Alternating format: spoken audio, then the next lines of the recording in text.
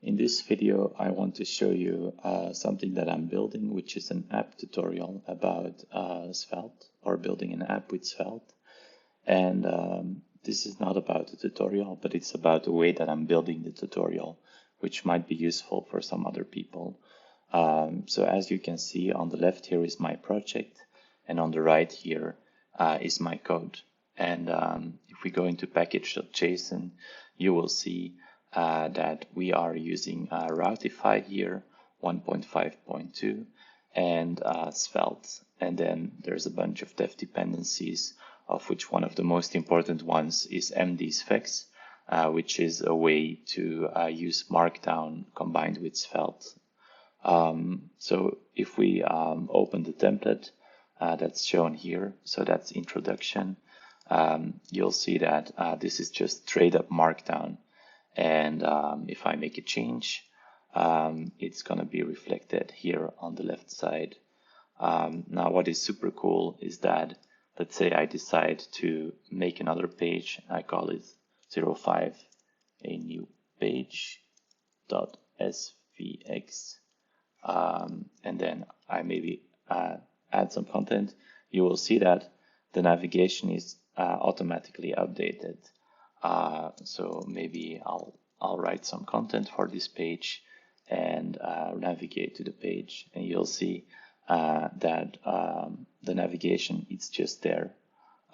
So basically here we're using the Routify project combined with some code to do automatic navigation.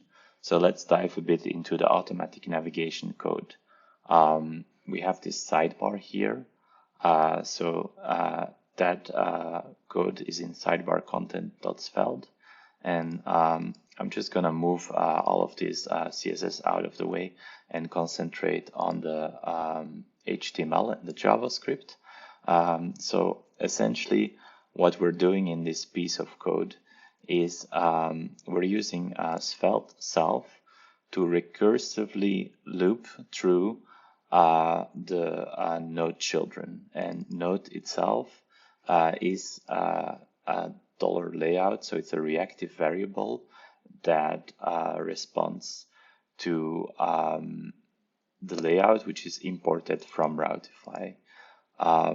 This is maybe a bit too much to all get in one sentence, but basically we're looping through the routes, and whenever a route has children, we're generating a new unordered list. So let's say I dump this folder into itself.